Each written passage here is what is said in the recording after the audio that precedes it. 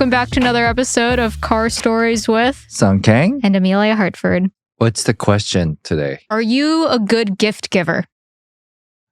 No, I'm horrible. Yeah. I found that there are these websites like winebasket.com. Okay.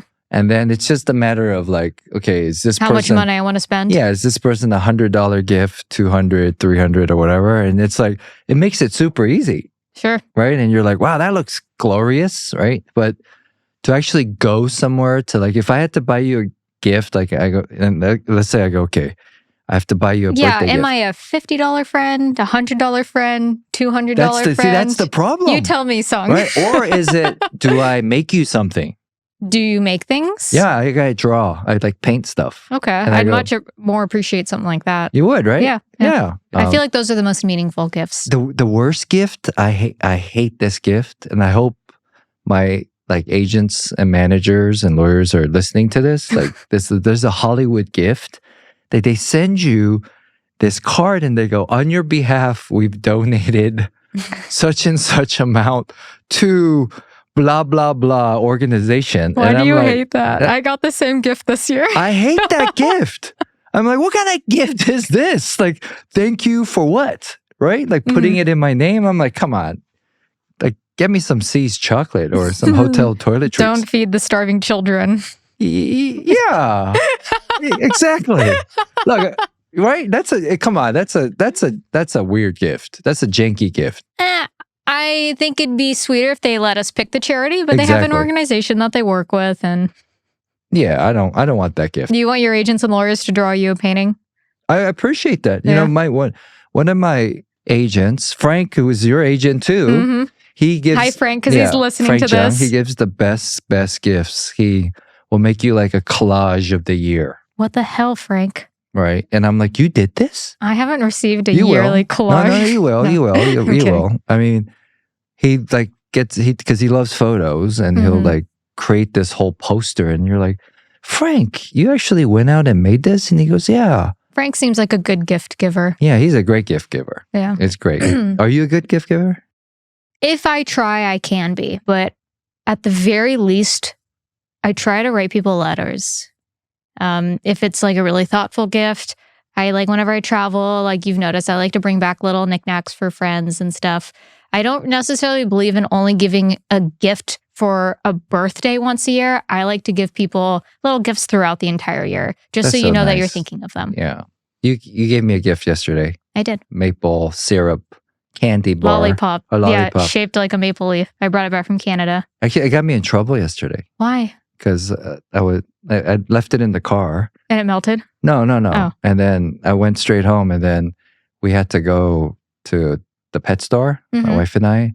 And she goes, what is that, marijuana candy? And I was like, no. Because of marijuana candy? Yeah, she's like, that's marijuana candy. Are you getting stoned at the podcast? And I'm like, no, Amelia, she went to Canada. And guys, she's like, well, that looks like marijuana candy to me.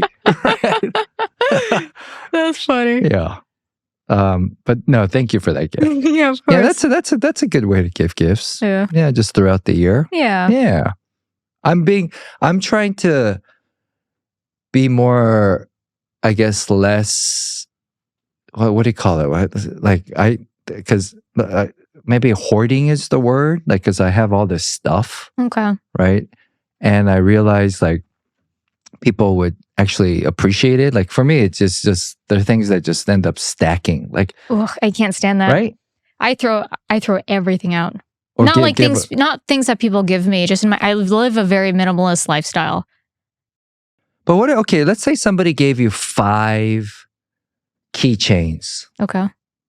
And you know you only need one, or you don't even need any of them. You're talking like merch if a company were to give me one? Yeah. I have so many people in my life that would be so happy to take them from me. And I'll take what I'll use. I'm not one who, if I'm not going to use it, not do anything with it. Yeah, I'm trying to give away everything. Yeah. This year, like, because I go, okay, this guy loves hats. Well, there's someone who'll probably appreciate it more than you might. Yeah. Because I have a need for it even. Yeah. I don't appreciate it. But I think because maybe when I was younger, I had nothing. Like, I want to like have everything. Yeah. Right. And so it's harder to let go. My mom held on to everything, which is why now I'm like, I don't want anything. Huh. So is your like how sparse of stuff? I just don't keep knickknacks and things. I don't even have like my high school yearbooks. I really don't have photos of me as a kid. I really just don't have things. I have the stuff I use every day, but yeah. Huh. That's good. That's a minimalism. Yeah. Yeah. Yeah. I've started keeping a little box of memories, and it's like a little small box that I just put in the top of a closet. Cause I'm like, well, maybe I should keep some stuff to look back. That's been like the past year or two. Really, but you collect cars. Yeah, I do collect cars. It's hard to get rid of those. Can't get rid of those. I'm trying to get rid of my cars. I'll take them. I'm sure you would. But you have enough. Anyway, speaking of cool cars, our next guest is, I would say, we call him the winningest professional drift driver in history. Yeah. A living legend, literally. Chris Forsberg. Pro driver. He has his own off-road line that you can purchase through Nissan at any dealership for your Frontier. He is a very successful businessman, incredible driver. And it was cool to sit down and talk about the headspace that you have to be in to be a competitive person. Yeah, and having balance with that. Yeah. Like not letting that competitive spirit be toxic, right? So I've known Chris for years, but I don't know him. And today it was nice to actually sit down and get to know the man behind this myth, you know? The winningest. Yeah. Winningest drift driver in history. So without further ado, Chris Forsberg. There's such a technical approach that you take with driving, you know, when I listen to you talk. And it's amazing that you're self-taught. I mean, like correct me if I'm misquoting this, but like the winningest professional drift driver in history, right, Chris? Yeah, right, but then like self-taught, right? Like I don't think people are aware of like, you know, your accomplishments in this sport, right? I mean, the winningest. It's a word, yeah. It is a word. The winningest driver. Yeah, it's a funny word to say, but yeah, because it kind of goes across different accolades. Because we have, I say we, me, you know, you include the team, right? Yeah, it's like, of course. you know, you always say we. The team. But yeah, so it's I have the most podiums in Formula Drift. I'm tied with most championships with James and Osbo. And I have the most head-to-head battle wins. So you got to walk through this the origin and the history for us, because it's how did it start, and how do you teach yourself to be the winningest drift driver in history? And did you see yourself being the winningest driver? No. How many more times can we say winningest? So it's it's interesting because I got into cars. I wasn't like fully into cars when I was young, but like my uncle, like he was into drag racing. My grandfather like worked on a drag car team, and so like we went out to like a couple NHRA races, and so I'm like, wow, like engines are loud. And this cars was are fast. in Boston? No, I'm from Pennsylvania. Are you from Pennsylvania? Yeah. Okay. So we went to a couple drag races, and like engines are loud, cars are fast. This is cool, but like it kind of started and ended there. And then my cousin, he was a flat track motorcycle racer, and so. About the same age as me, like maybe a year or two older, and went to a couple of his races, same thing, like, oh, this is cool, but like I didn't like pursue that, right? And it didn't really change for me until my brother is 2 years older, and like our group of friends were like about a year older, and so you one of two? 3. I have a younger sister, older brother. Okay. And so when my brother and his friends all got their licenses and they started to kind of like get into cars, like he had a Chevy Blazer at first, and then, but a couple of our friends had like the Hondas, right? And like one had a Volkswagen, one had a little Civic, things like that. And so we kind of got into the car scene through them, right? Because he's like buying his quarter intake and things like that. We're like, wow, like, you know, well, sports cars are cool. And, you know, the import scene more so. And so he got a Mitsubishi, and my buddies got Hondas, and we started to learn how to work on them ourselves. Like my parents had, you know, a house with a barn, and we converted one of the stalls into a little garage. And so everyone would bring their cars over to our place. And then myself and my buddy Tony Angelo, who I met through my brother as well, we're all just kind of into cars. And he had a little more knowledge about cars than I did. And so he kind of taught me some of the basics. And then from there, together, we like learned how to fabricate. We're building our own like turbo manifolds and like, making our own exhaust, things like that. And basically, like, souping these cars up ourselves back in like 2000, like 99 time. And, the way that we learned was just, internet forums, things like that, read magazines, because not everything was available to us. We weren't just doing bolt-on parts. We were like building our own stuff because I had that time in 2000 got my RX-7. And so, there wasn't really many options for like we're trying to buy like intercooler kits from like, Yahoo Japan, like turbo kits, things like that. And, stuff would show up, it'd be like banged up, dented. And we're like, well, let's just make it ourselves. So pick up an intercooler core and, welding up, steel pipes because we couldn't TIG weld aluminum yet and things like that. So we learned how to do all this ourselves by trial and error. I blew up like 5 motors in that car, learned how to rebuild the rotary motors, ourselves. Like me and Tony were just take it apart in the living room and, how does this thing work? Just use the manual and put it back together. And so everything that we did was basically self-taught, like not only the driving, but the mechanical and the tuning side as well, because there just wasn't any availability to us out there in Pennsylvania. There was very, very few tuning shops. And then the ones that did exist, we couldn't afford anyway. So we're just like, well, let's just do it ourselves. And so it was all pretty easy until we tried to make like basically more than 400 horsepower. Like as soon as we like kind of hit that realm. But 400 was a lot at that time. It was, yeah. So we got pretty much all of our cars, like the Hondas were making like 300 wheel, like our RX-7s were like 350 wheels, stuff like that.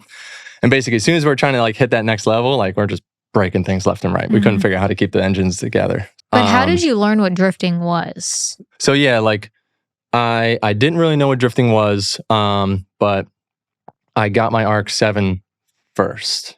And I got the RX-7 because Tony Angelo told my brother that that's what I should get. Because I didn't know what I wanted to get. Which year was this? This was in 2000. FD? Is it FD? That was FC. FC. Yeah. Okay. We kind of like fell into drifting because of the car that I got, if that makes sense. So I got the RX-7 because Tony, basically was like, oh, this is a rear-wheel drive car, comes with a turbo. It's cool, right? And I like look them up and I'm like, yeah, they look cool and everything else. What I was saying was my old AOL name was Import Turbo, right? Because I didn't know what I wanted, but I wanted an import. I wanted to have a turbo. That's all I knew. And so like, yeah, landed on the RX-7. I was like, this is cool. It's like a little exotic, right? It's got this weird motor in it. And so I was into it. And so that was the car that we like learned how to fabricate and everything else. And so in doing so, when you start making like, 300-400 horsepower, it naturally just burns the tires. And the more we were reading about, what to do to RX-7s, you kind of start landing on, the Japanese websites. There's not too much, on the American side of what people are doing to like RX-7, except for drag racing. Yeah. And so like, yeah, you're searching for, intercooler kits, suspension kits, and you just keep finding drift cars, right? And so we slowly, are falling into these websites about drifting. And then one of Tony's friends over in Japan, who was based over there, he was sending us real player videos of cars drifting because this is before YouTube even existed. Yeah. And so we're like getting these like pixelated videos of like cars drifting around, and we're just like, that's awesome. I want to do that. And so all in the same time, when we're like blowing up our cars trying to make a whole lot of horsepower, we're like, let's actually like not make so much and make them drift cars. And around that same time, we went to like my high school parking lot, took a couple cones out there and basically tried to drift through it. Like we didn't even know what we were doing. We just watched a couple videos of like, this is when we started to find out about Initial D. And we watched all that and we found out about, option, watching the VHS tapes. And so we're just looking at the in-car footage. And, like for the first like year or two, like I never even pulled the handbrake. Didn't ever think that would, be a part of drifting. And so, we see them like, turning in and pulling on this. It's all in Japanese, so we have no idea what they're saying. And we're just like, oh, like, okay, pull the wheel and pull that, like makes the car rotate. And I'm like, okay. And so it was just all trial and error, like for the first like 2 years. And then we eventually figured out how to control the car and be able to drift it around purposely and, without spinning out. And that was all like, leading up to about 2003. And that's when myself, Tony, well, mostly Tony, Matt Petty, and this other guy, Eric, went to Englishtown and pitched doing the first drifting events out there. So it was the first organized drifting events, which is now Club Loose, the longest running drift events in the country. That's so cool. Wow. So you were in high school then? Yeah, I just graduated. Wow. Yeah. So, I got So my car young. when I was a senior. Wow. It's just self-taught from initial D and option Yeah. D. Yeah, for real. That's crazy. But did you like right away connect to it? Did you go, "This, I love this. This like my body feels right." And Yeah, this, it just always felt like being in the car like was where I wanted to be. Like, love driving, love cruising, love, being at the racetrack, things like that. But I really do like the build, and that's what got me into cars to begin with. Building cars, like I find that to be as rewarding as driving. So, I mean, is it because like the method to the madness, or like being able to see behind the curtain of like successful people, right? It's interesting that we're having this conversation because I was like, what makes Chris the winningest, right? I guess being in it for a long time. But also, the car, Chris. Yeah. Like, it inside out. Like, there are drivers that don't even change the oil in their cars, right? So, and there's drivers who don't even truthfully know what they're driving. Yeah. Yeah, I mean, it's just different approach, right? And to some people that benefits them, right? To not have a connection to the car, right? Because for me, it's like, I don't want to break it. I don't want to this or that. Yeah, you start overthinking because like what it's capable of. So it can be a detriment as well to like know how hard to push it. Or if you hear a noise, you get in your head a little bit of what could I have broken. Yep. And then, like how much is this going to cost to fix it? Because, I'm also the owner of the team. And so, you might not want to like, just blow the motor up, for the sake of getting one more lap in. Whereas if you're just the guy that shows up and is like, where's the start button? Like you're not going to treat it with any sort of mercy. Full send or no send. Exactly. Wow. I try to, be hands off at the track. So it's better that way. Yeah. Keeps your head in the game. Yeah, I try to have that separation. So, but yeah, like I was saying, I truthfully like enjoy the build. I love the process. Like trying to create new things. Like my Datsun. That's like how we met the first time. Was I built the 280 Z, took it out to SEMA, L28? and it was no, it has a RB in it. Okay. So did the RB conversion. Did the carbon I know which signal. one you're talking about. Yeah, the gold one. I know which one you're talking about, yeah. And so his debuted the year before, and you won the Gran Turismo Best in Show. And then I debuted mine the next year. And then we got the Gran Turismo Award Best Import too. So it was pretty cool. Yeah. And then years later, she's in Gran Turismo. Yeah, and then there you go. Circle. I know, it's so rad. And so that was cool. And like we got to do that like Nissan shoot just recently. So that was probably right after you filmed with them, right? Yeah. That's how I wouldn't say that's how, but the Nissan relationship definitely strengthened after doing a movie about Nissan. And the first car I ever owned was an Infiniti. The first car I ever fully built was a Nissan. Cool. So that heritage has run deep since the very beginning. So it was cool to be able to do GT, and then us doing that shoot together at Willow was pretty awesome. Yeah, that was really fun. Yeah, I got to be a judge for a GT Academy back in, I think it was 2012, I want to say. But flew out to Silverstone, and like they had, the whole thing was set up. We had a little drift challenge out there for part of it. So that was a cool experience as well. So from amateur high school self-taught drifting, because I want to share this with the listeners out there, and I'm curious as well. So self-taught. So then how do you get to the pro level? Like, did you eventually have to have like a coach, or was it still self-trained? So give us the origin story. So it was 2003, like I mentioned, and that was when we just started those events over in New Jersey. Mm-hmm. And so went to the first couple of those. And then it was later that summer, we saw the D1 driver search. It was the first one, right? In out at Irwindale.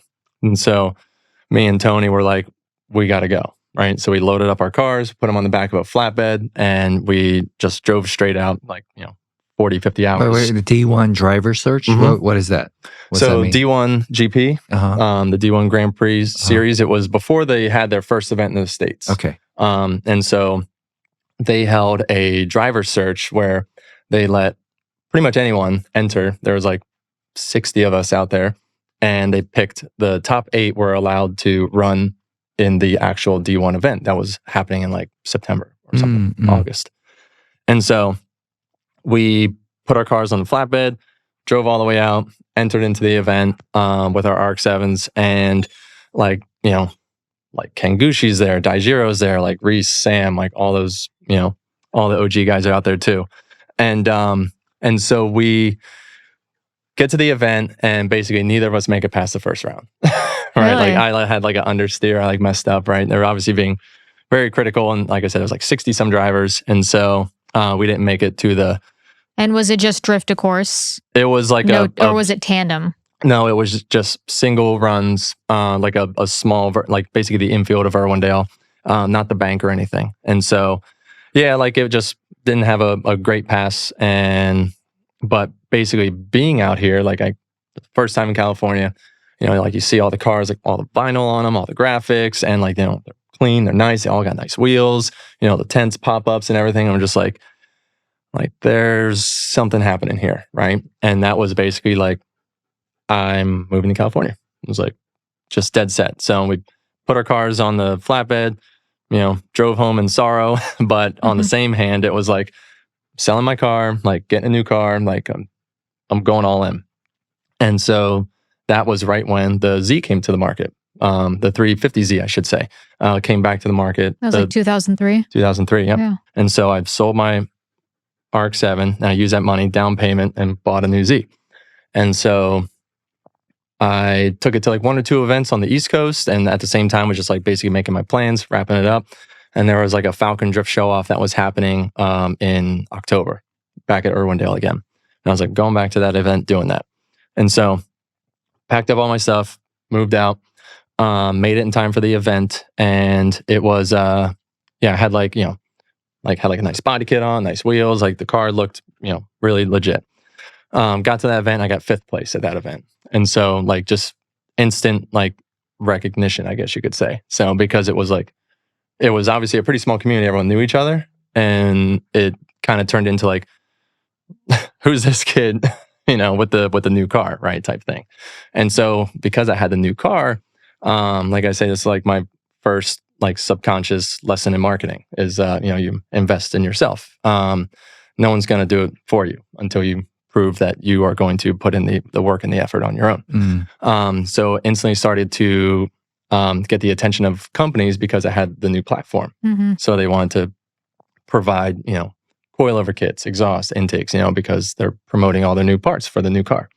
And so I was able to get support almost immediately. And so that's when I got linked up with MotorX at the time. They were my first partner, and that's how I was able to go to Formula Drift in the first year. And so I went out and we entered Formula Drift. So I've been to every Formula Drift since the very first one, which was Road Atlanta.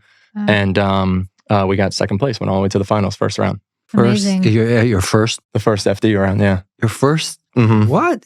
Wow, that's crazy. Is that the year that Samuel Hubinett won? Mm-hmm. Yeah, so I met him in the finals. Yeah, he won the first round. And then I met him in the semis, the 2nd round. So I got 3rd place, 2nd round. He got 1st again. And then he won the 3rd race.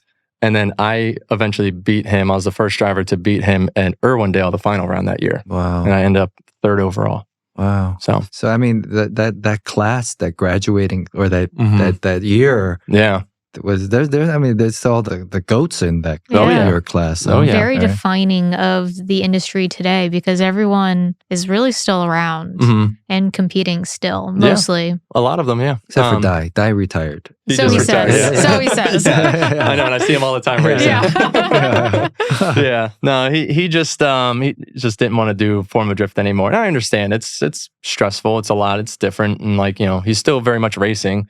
Are you a person who sets goals? Are you one who just only does what they enjoy doing that day?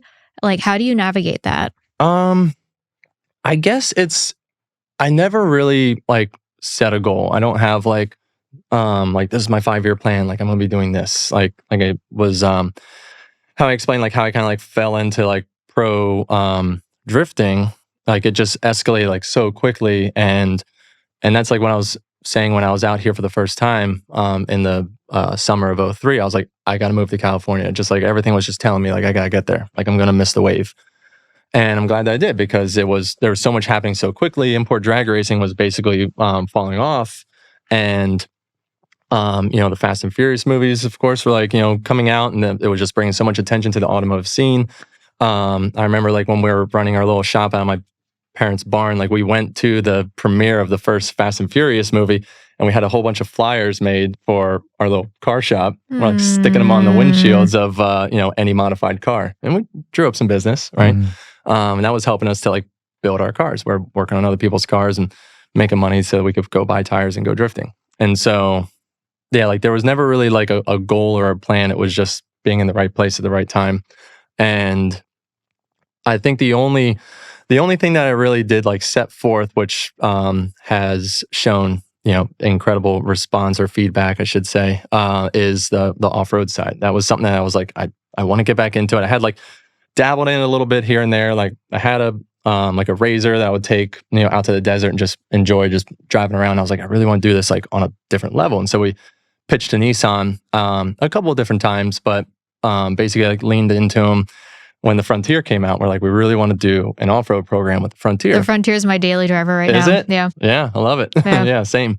And so we're basically like, the Frontier's out. It's new. It's hot, right? Let's do an off-road team. So it's like this whole package that you can now purchase. It's a race winning, dealership to dirt, package that we helped propel. And so it's still like a little surreal. Yeah. It hasn't really settled in. Yeah, it's bucket list stuff. It's Yeah. crazy. I know. Yeah. So That's like a dream. I know. And that's like the thing that like it doesn't really feel real still because it's that would be, like I say, like a goal that I've always had.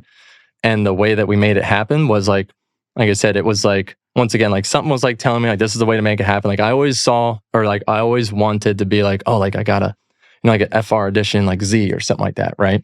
But like there was just something that was always telling me like, no, it's like it's the trucks, it's in the dirt, like focus on the off-road. And so we did that. And the Frontier is like such a high grossing vehicle that it just made sense to launch this Forsberg edition package with the Frontier, and then building the truck, going to the race, winning.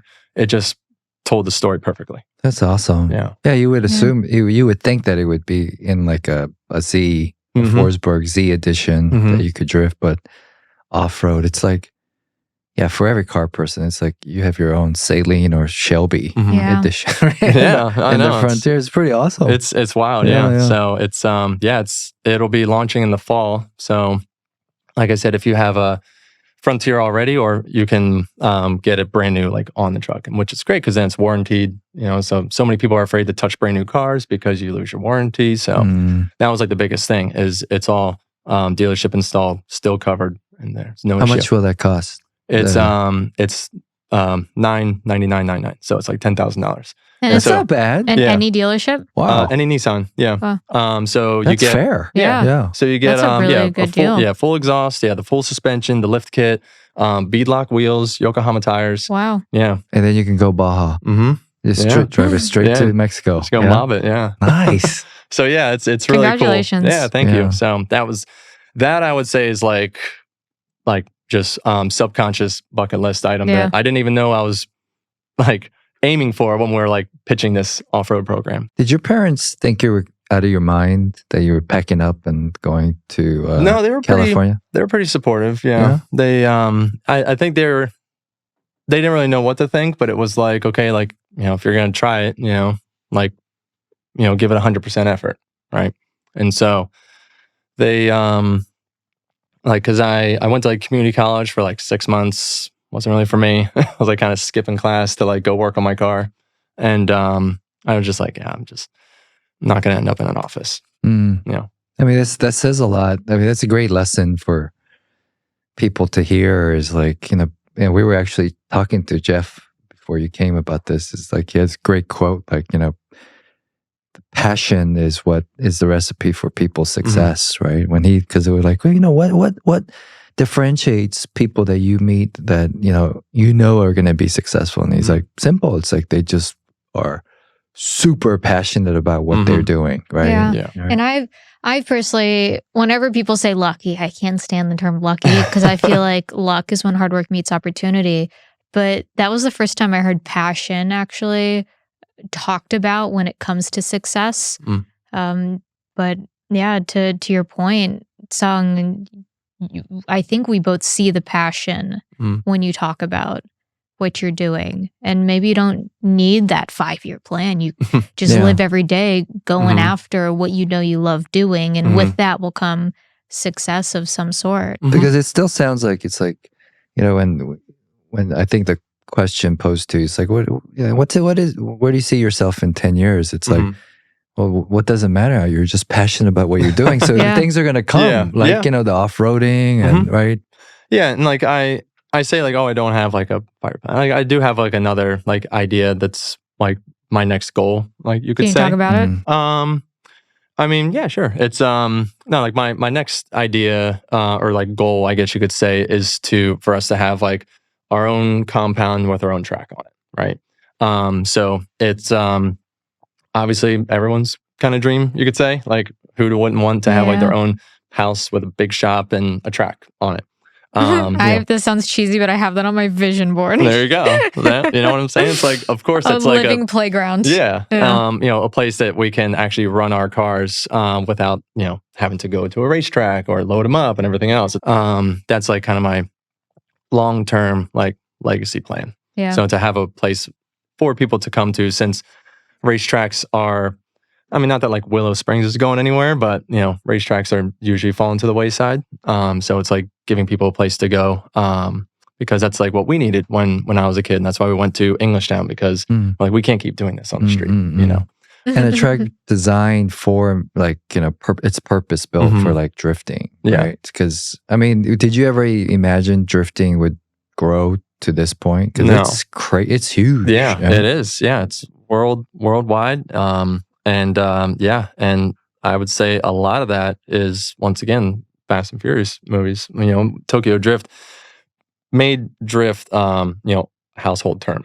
Like, people then understood it. When I would tell people like, oh, like I drift cars, like, what does that mean? And then it's like, it's in the title, and talk about like the whole movie. And it was cool because you probably don't know this, but I was a part of that movie, not in it by any means, but I did all the sound recording for your car. With Peter? Yeah. What? So it was... Peter was on Tokyo Drift, right? Yeah. So you worked with Peter. So Peter Brown, you met with Peter Brown.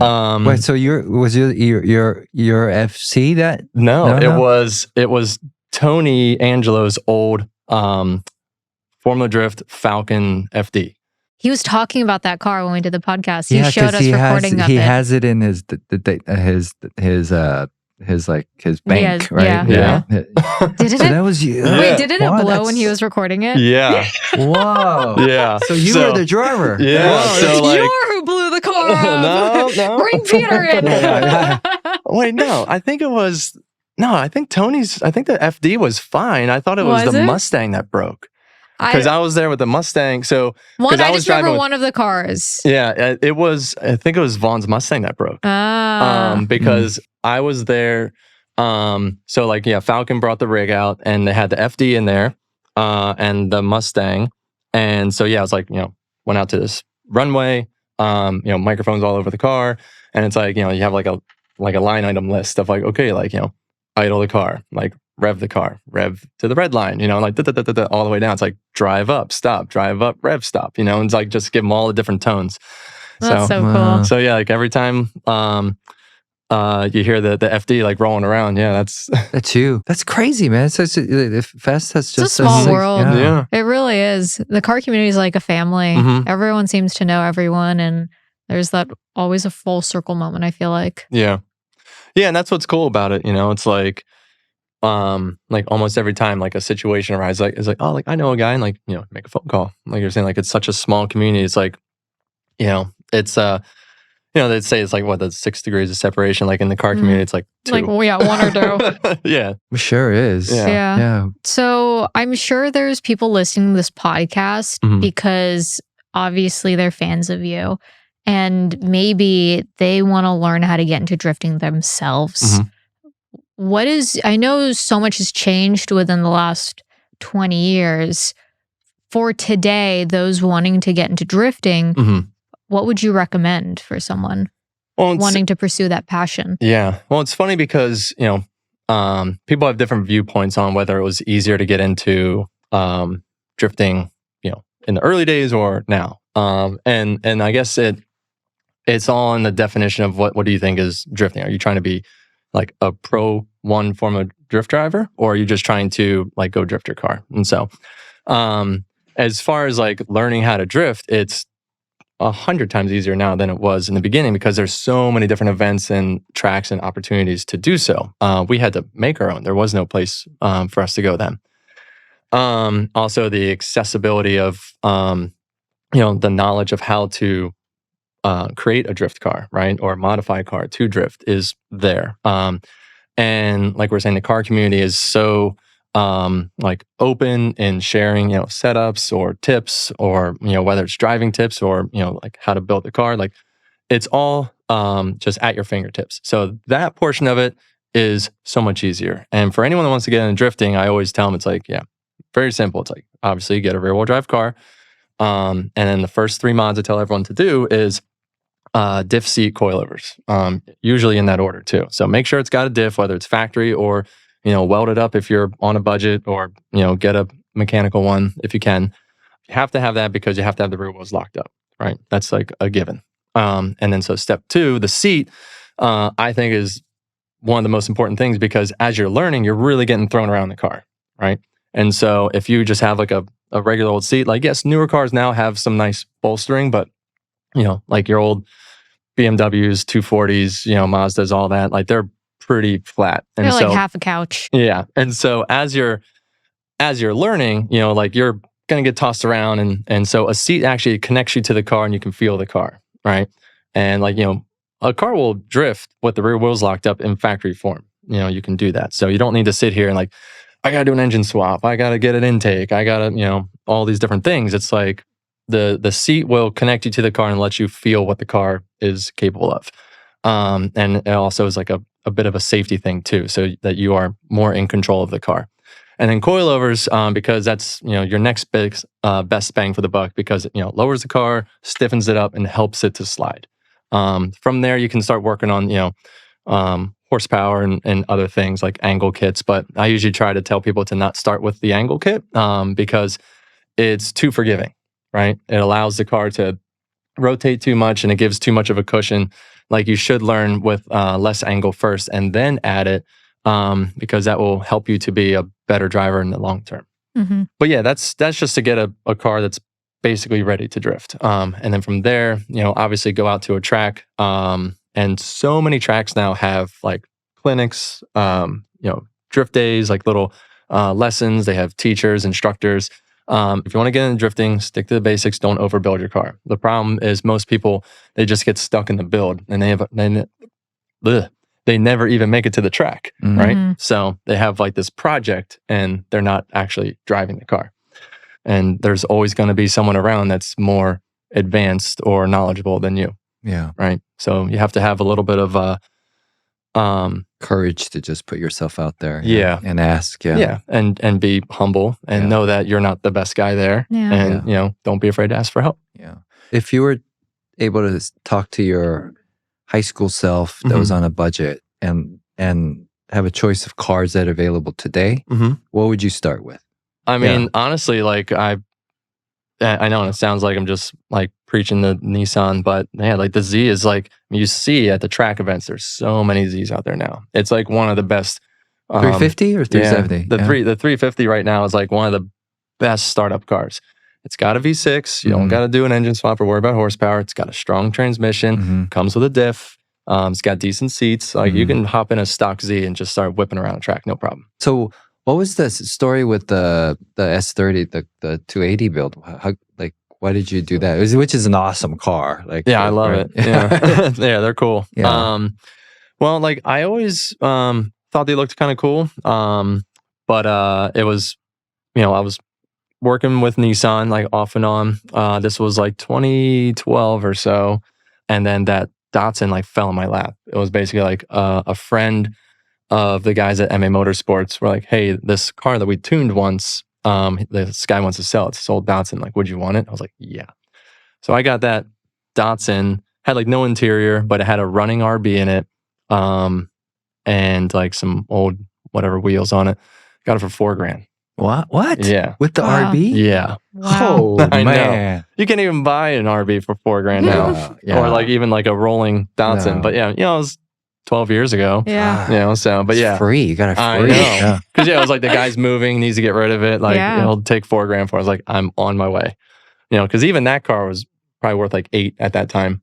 And so, so I picked that up. And then so that was like my new focus. I like fell in love with it, started working on it like crazy. And beefed up the engine, like redid the whole interior. Like, you've seen it's got like, whole new kit on it. But carbon signal.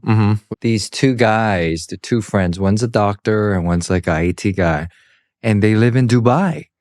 And they're just enthusiasts of old Datsuns, right? Like they're like crazy. They have this garage because they're obsessed over vintage and modern, like Nissans and Datsuns. So when we were building the Fuguzi, the 240Z, the 72 that I have, they reached out to me because they were like, "Hey, we're doing like interior parts for like the 240," and I'm like, "Who are you guys?" They're like, "Oh, we live in Dubai," and I'm like, "What? Like, do what? Where? Like, why? Like, whatever, man." And they're like, "Can we send it to you?" And I'm like, "You guys are, yeah, I'm sure you will." And then they actually sent everything, and it was this bespoke custom interior that the Fuguzi really has. Nice stuff. Right? And then the year after, like they connected with Chris, and then your body kit and the interior is all carbon signal.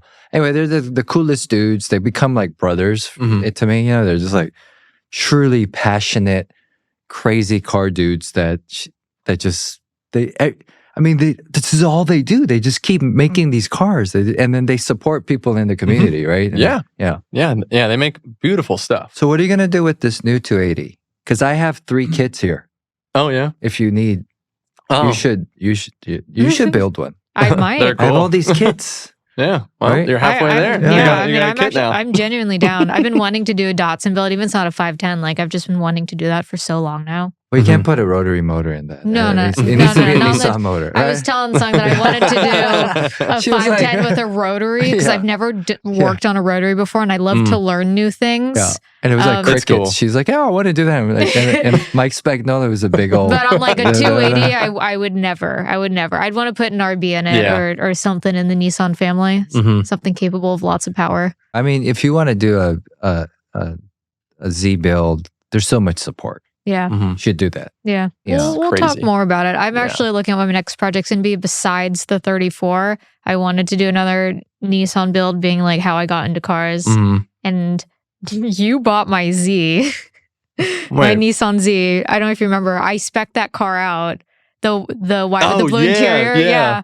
Oh, really? Apparently. Oh, wow. Yeah, he bought the Z that I had spec'd out because at the time I couldn't take delivery of it, and I've been regretting not buying that car. The new Z. I'm glad you enjoyed my spec so much.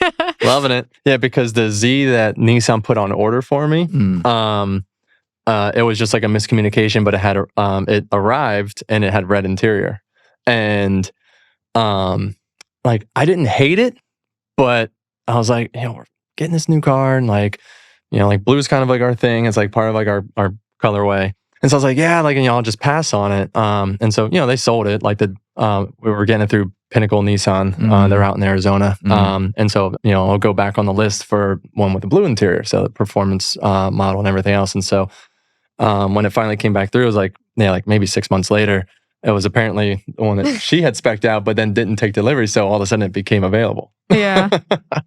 And that was so funny because we were at the Nismo Z launch. I was like looking at this Z and I was like, wait a minute.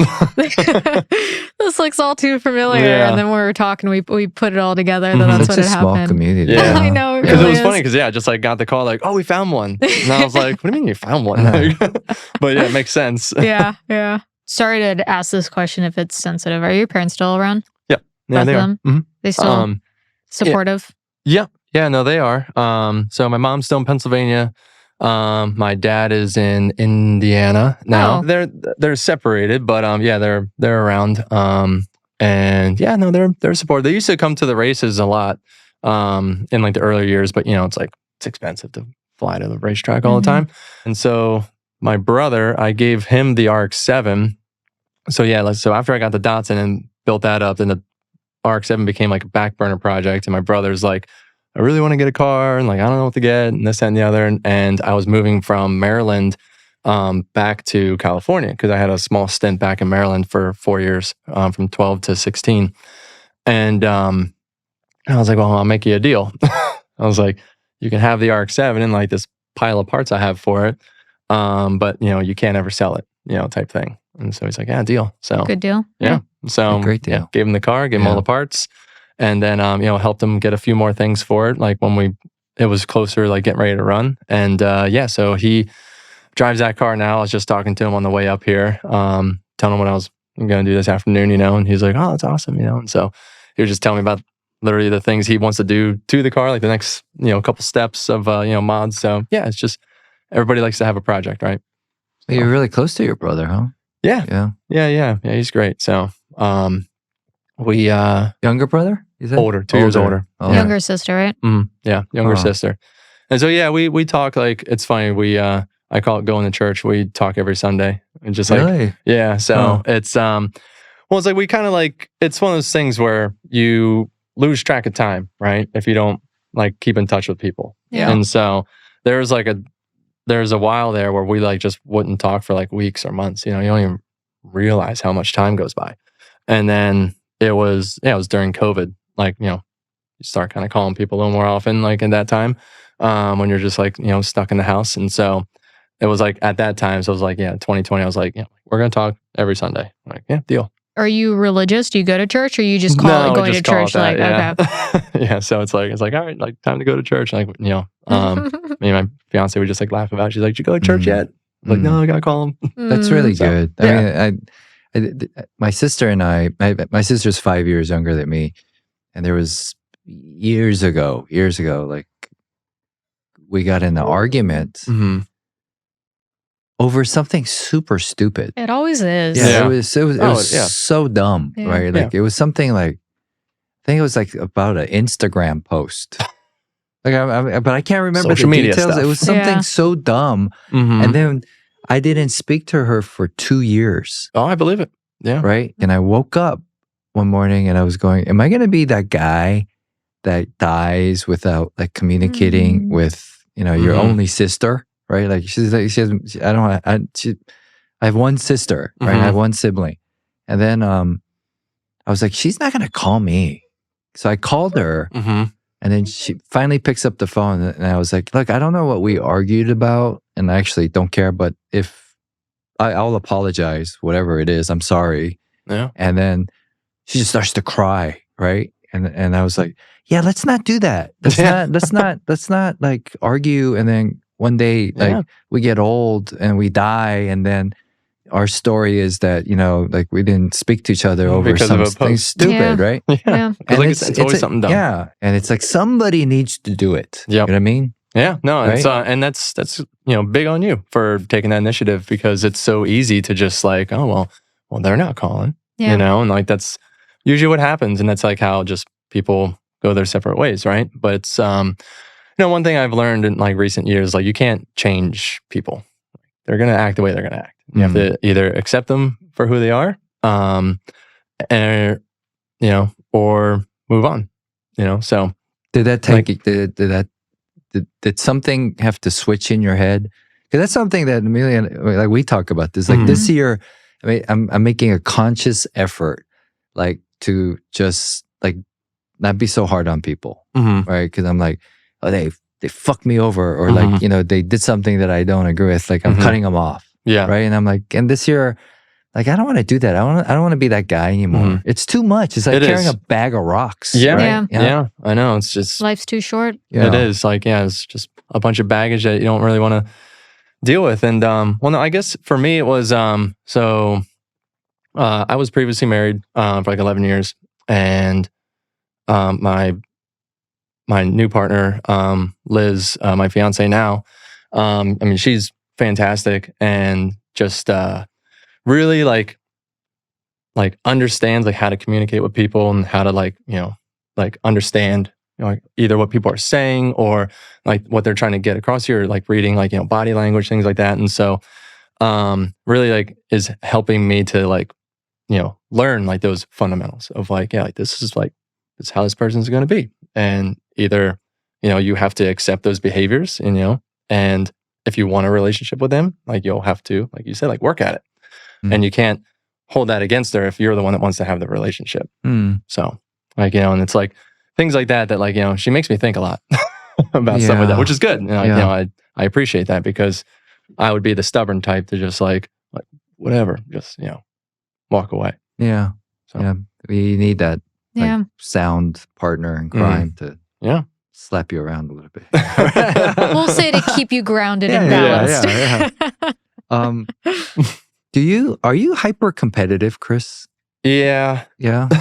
I mean, God, that so loaded. Because that's what got you where you are today, being the winningest. I'm gonna keep saying this. I'm gonna make it a T-shirt, right? Winningest. But I mean, I'm sure there's good and there's pros and cons to it. But like, so over years, have you found a balance where it doesn't seep into like life in a negative way? I mean, I guess so. I'd like to think so. I'm trying to not be so hyper competitive because it does, consume your time. Like, the more time and effort you put into something, the more successful you're going to be at it, right? Of course. And so, but yeah, you have to have a balance, right? I've been doing this for over 20 years now. And so I guess, but what gets it to me is like, once we kind of like get like going in an event or at the track, like, I get like way too competitive trying to be like, like the fastest or whatever. And like, like what can I do to make the car better? Like we just got invited to that, the FAT International Ice Race. So it was an event put on by Fetty Porsche, and they usually have it over in Switzerland, and it was up until this year it was only Porsches. So it was a Porsche only event, ice race in Switzerland, pretty awesome event. And then they had it in Aspen this year for the first time, and it was also open to multiple manufacturers for the first time. And so I was driving the Safari package, the new Nissan Z that they had. So they brought that car out, and it's like, this will be a fun weekend, like go out and like, rip the car around, like get some angle, get some cool photos and content. It'll be great. And it's like, as soon as the times dropped, I was like, oh wait, we're like sitting like, top 5 right now. So all it sounds like start messing with the car, trying to like figure out how I can get a couple more tenths out of it. And, like once again, like, mindset going in is like, we're just here to have a good time. We got invited. This is great. And like, as soon as the times came out, I was like, oh, like we might be on a podium here. And so we were fourth. Yeah. We just missed it. But so did you walk away with like anger? I wouldn't say anger, but I was definitely just, bad mood. At least for like 3 minutes. Yeah. I thought you were gonna say, I don't know why I thought you were gonna say 3 months. 3 months. Yeah. Man, I was pissed for 3 months. Oh, normally, like if it's like a FD event or something like that, like like it'll linger for days, maybe even weeks. But it's but like I was like, let it go, But like that's like that instant like mindset of like just missed it, yeah, that's that hyper-competitiveness, I guess you could 'Cause it's say. But I okay. had to like shut it down. Because Like, it's okay to be competitive to a degree, but what I'm struggling with and like I'm working on is that like it causes me to be jealous. yeah, And I don't like that. I don't Yeah. like that version of myself where, like what Jeff, was, sharing with us today to be in awe of other people's accomplishments, right? And Mhm. I'm like, I'm gonna really work on that. Versus right? like, why aren't I doing that? Yeah, I'm not doing yeah, enough. yeah. It's- oh, I do that to Right? myself all the yeah, time. Yeah. And that's something that like eats me up. It consumes me. And I'm like, Mhm. being competitive, it's like it makes you like wake up and be disciplined and go, okay, I'm gonna push myself to this. But then it gets to a point where like when you're sitting alone and the voices start talking to you, you just like I get consumed, like I get hot. And I'm Mhm. like, yeah, wait, why not me? And like, who's this person? It's like, it's not fair. And Yeah. all this nonsense. You know what I mean? yeah, I've definitely had those feelings. It's and same thing. It's like I'm really working on like you can't be that way. Like you can't be successful and have that kind of mindset. Yeah. It's not good. Like you have to, like you said, like like however the saying goes, like all ships rise as the sea rises, right? So Yeah. it's like you have to like build other people up. You can't be trying to knock them down. You knock yourself down. Yeah. Yeah. Yeah. That's So. true. And it's not a zero-sum game. Exactly.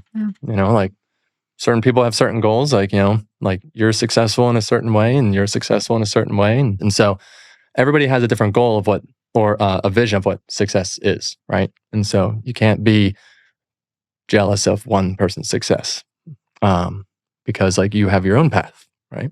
And so preaching to myself right now because it's like same thing. Like I've felt that way before, Yeah. like seeing other people like accomplish something. I'm like, why don't I get that? Like, why didn't I do that? I'm like, because I'm not putting effort towards that. Yeah.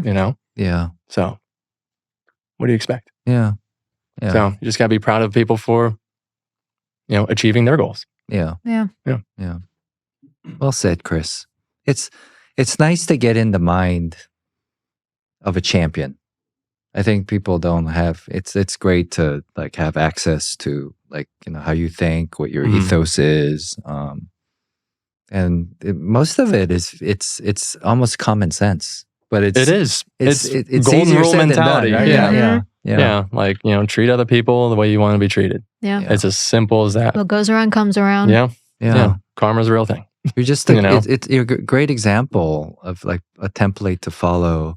Is that there's so many people that give like excuses of like well, hey, what's your dream? It's like, oh, I want to be a drifter, but I can't. Like, why not? Mhm. Well, because no one taught me. Like, my dad doesn't even drive, or like I don't have that kind of money. Or it was like, where am I going to do it? Like, I don't live in LA. I don't live by a racetrack. It's like, it's like, well, let's go and study Chris Forsberg, right? It's like self-taught, like, and it starts with this like love affair, this passion to like, Mhm. like work on cars and express yourself on that. And then here you are, you know what I mean? It's like, it's been really nice to sit down with you and really get to know you. I've been looking forward to this opportunity for years because thanks. I would see you, like I see you at like SEMA, I see you at some event, and it's this bigger than life kind of character because it's like geez, it's stop. champion. No, it is. I mean, think about it. It's like it's to you see yourself, right? Mhm. And but then to others, it's like you see the accolades, you see the winningness, the title, right? So it's really nice to get to know the person behind the man, right? So it's really appreciate that, Chris. Yeah. No, Yeah. thanks. And it's one of those things like how we talked about earlier. Like you're just kind of going like one step at a time, and you don't even realize like things that you accomplish like over 20 years until you start like stop and look back because it's like, oh, this is the next event, this is the next event, next thing to do. Easy to get caught up in it. Mm-hmm. Somebody asked me that question this year because they were like talking about this movie I did 20 years ago, and they're like, like what has changed? And it's like, do you think like you've accomplished success, and like what is your definition of success, right? Mhm.